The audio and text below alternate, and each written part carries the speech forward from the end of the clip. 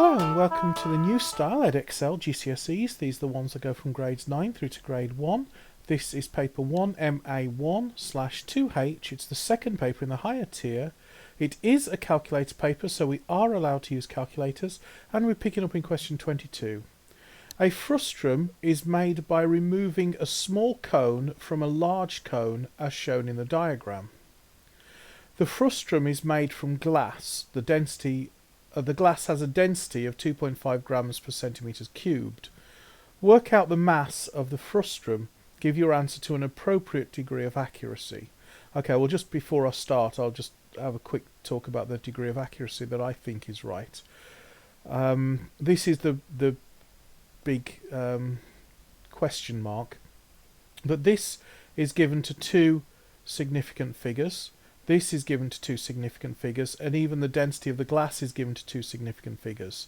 So I'm pretty sure that this 10 is meant to be two significant figures, even though there's nothing to indicate that that 0 is anything but a placeholder 0. I'm saying that that is actually a real significant 0. So this is two significant. I'm going to treat this as two significant figures. So when it comes to the end, I'm going to round my answer to two significant figures. Okay, so we first need to work out the volume of the frustrum, and then we can multiply that by our 2.5 grams per centimetres cubed, and that will give us our mass. To do that, what we need to do is subtract this cone shape here, this small cone shape here, from this what would have been a large cone shape. Now we're given the volume of a cone is 1/3 pi r squared h. So let's start off by getting the volume of the large cone. That's really easy. This is 12 centimeters as the diameter. So the radius will be half of 12, so that's 6 centimeters. So that's 6 centimeters is the radius.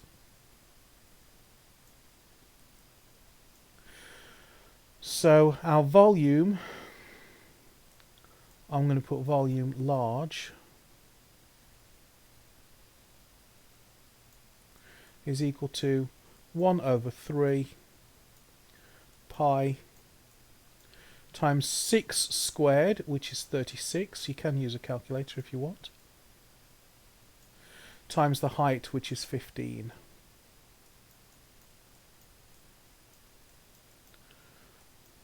And I'm going to put those times.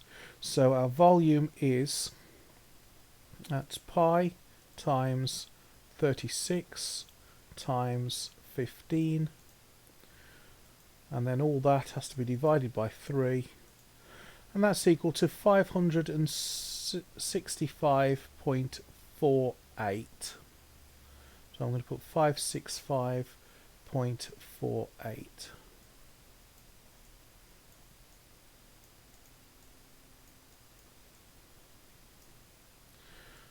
Cubic centimeters.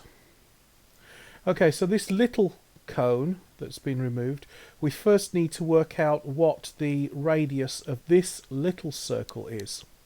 Now that's a little bit more difficult, but if we consider that this is a triangle here, if we make a point from the center of the circle to anywhere on the edge of the circumference, and then that will come up to the top, and we've got our height here, then what we've got here is a triangle, in fact a right angled triangle.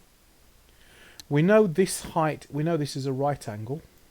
We know this height here is 5 centimeters, that's 15 minus 10. So that's 5 centimeters. And we know that this bigger triangle here, if I bring that all the way down to the center, that this bigger triangle here must be mathematically similar to this smaller triangle here. So if this height of 15 centimeters results in a radius of 6 centimeters, then this radius must be 5/15 of that 6 centimeters. So the radius of the small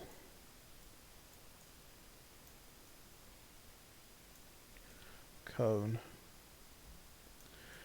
is 5/15 times 6 centimeters. We can just do that on a calculator, but you might note that these two are both on the 5 times tables, so this is actually 1/3, and 1/3 of 6 is 2, so that's 2 centimeters. So this length here is 2 centimeters. So volume of the small cone is equal to 1/3 times pi times 2 squared, which is 4, times, and this height is 5, which is equal to, so that's, if I cancel that, that's pi times 4 times 5 is 20, and then divide by 3, and that's 20.94.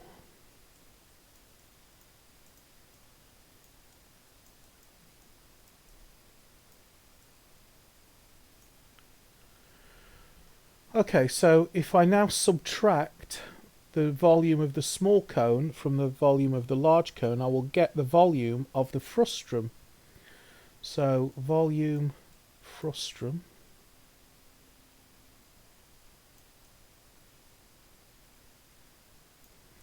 is equal to 565.48 minus 20.94,